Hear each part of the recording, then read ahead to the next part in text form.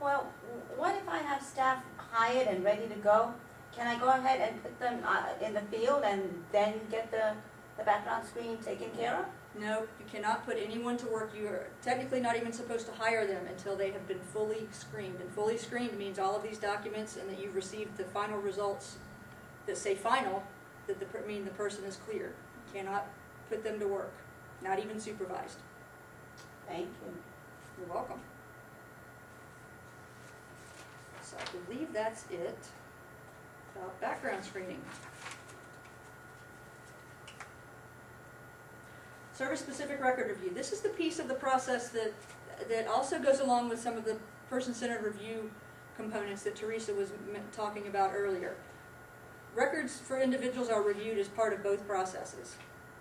And when we're looking at these records, we're looking to make sure that for the most part, that they're in compliance with the minimum standards based on what the handbook, Florida Administrative Code, or statute requires.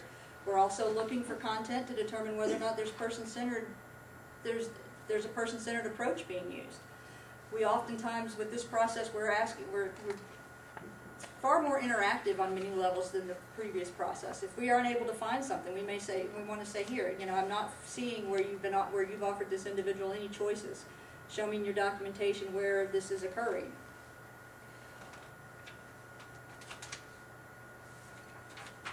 So this part, the other piece to this is you're going to want to know which records we're looking for and how many records we're looking for, much like the personnel files.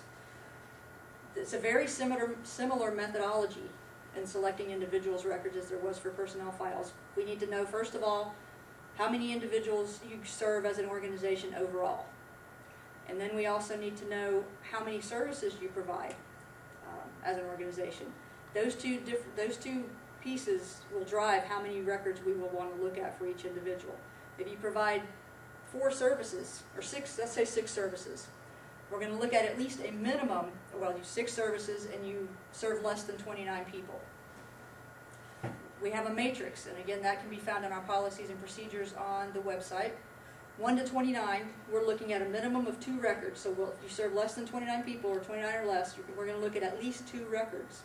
Now keep in mind, if you provide 6 services, and we can't find 2 records that cover all 6 of those services, then we'll need to pull additional records until we can demonstrate that we've pulled a record from each one of those services that you provide. When I say record, I mean the person's entire file. So if I'm looking for companion, I need to satisfy my companion record review, and I pull Mary's file. Mary receives companion and in-home support, or no, companion and supported living from you. Then I'm going to not just look at her companion, I'm going to look at her supported living as well. When we pull the file, we look at the entire record as a whole, whether it's a service that we still need to satisfy or not. So in that scenario, we'd be looking at least 2 files. I would, probably 3 or 4 in that case, because it could happen, but to find 2 records where the person receives, those 2 people cover all 6 of the services that you're providing it could happen.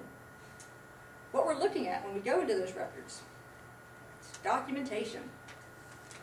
This documentation is, this is not all of it. These are just the main pieces of the documentation that we're looking for.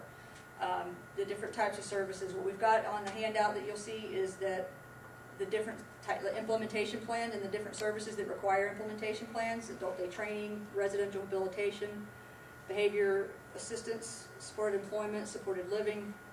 Those are the services as of right now, as of the current handbook, this 7/8/2010 handbook, that require those particular types of documentation. The next few slides we're going to dedicate to going over all of those individual specific types of documentation. So we're looking to look a little bit at attendance logs, service logs, a little bit at progress notes, monthly summaries, quarterly summaries, monthly/quarterly, because we're in the transition period where monthly summaries, those services that used to have to do monthly summaries are now transitioning over to doing quarterly summaries with the exception of in-home supports. Behavior services plans, annual support plan, annual.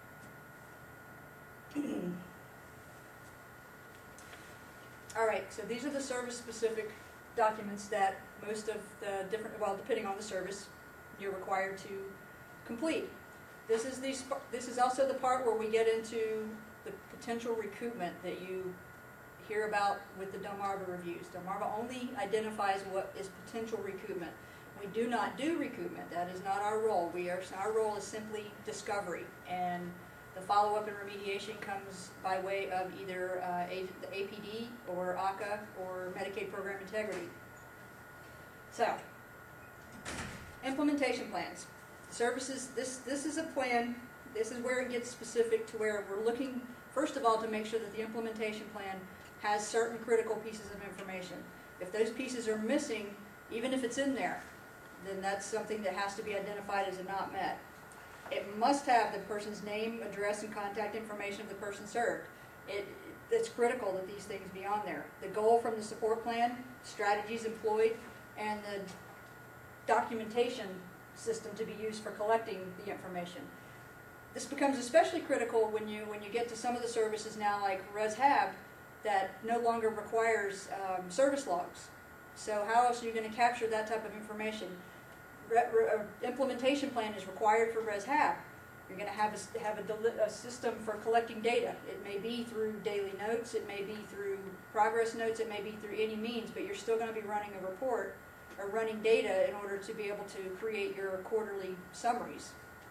I don't know about anybody else, but I know that I can't hardly remember what I did yesterday, much less 3 months ago. So if I'm working with somebody on their goal, I'm going to make sure that I have some type of a data collection method to make sure that by the time we get to that third month and I need to write up my quarterly, then I have something to reference and I'm not trying to do it from memory. With the quarterly part of it, and I'll just go ahead and mention this now, is that a lot of providers have asked, well, can I just continue to do monthly summaries and staple the 3 of them together and that's my quarterly? No, not exactly.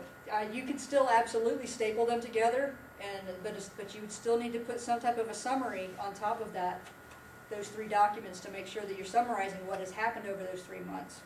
And then that together could be a pretty strong quarterly summary. But back to implementation plans. Supported living, something key to remember is that this is in the definition. Everything I'm going over these next few slides are included in the definition section of the handbook. With the implementation plans, we're looking that all of these components are on there. Supported living, adult day training, and supported employment also have additional requirements that are specific to their services that you will find with each one of those services. So make sure that, again, the handbook, you've got to go a number of different places to determine exactly what needs to be put together for each service and each type of documentation. But for implementation plans, if all of these components aren't present, then that would be something that would be identified as potential recoupment. The other piece of the implementation plan that we're looking at is to determine whether or not it was completed in a timely manner. IPs must be completed within 30 days of the effective date of the support plan.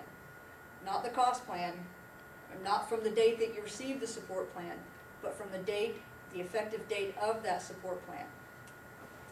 So you want to make sure that you have that in place before that 30th day expires. The next documentation, this is an easy one. It's the attendance log. There's only 2 services actually there's only 1 service now that requires attendance logs. And that's residential habilitation. With this new handbook, the requirement of an attendance log was removed for adult day training. So if you didn't know that, there you go. Attendance logs is basically simple. It's basically if you have boxes across there with the dates of each of the months and you check whether or not the person was there or not. A lot of group homes may use it. They may have a different legend across the bottom that may have different letters mean different things. That if an H means that they were home with a parent, or H, or it could mean hospital. It could just be a check mark and an X. If it's a check mark, they were there. If it's an X mark, they weren't. That's all you have to do with the attendance log. It's just that simple. Service logs. These are the ones that brings up the most conversation.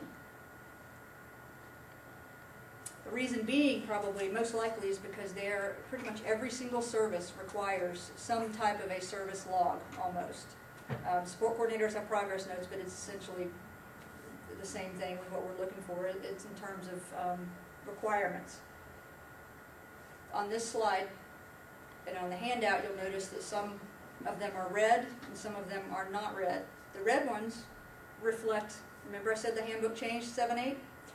The red ones reflect what is still required as a minimum components for a service log. The things that are required now include the person's name, the recipient's Medicaid ID, the date of the service, the duration, and duration can, you know, time in, time out type of thing. When did you start? When did you stop? And then a description of whatever service you provided. And the description we're looking at, especially in a service such as Companion, that is supposed to be driven towards what that person's goals are. We want to make sure that we can see in those notes that they're related back to and correspond to a goal on that person's support plan.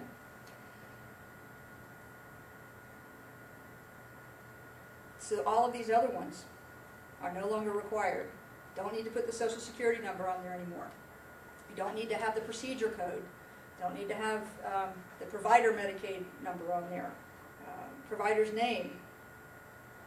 There's a number of things that were on there. Again, the handbook was supposed to be geared towards documentation. Forgot the word I'm looking for. Less work. Documentation reduction. Streamlining.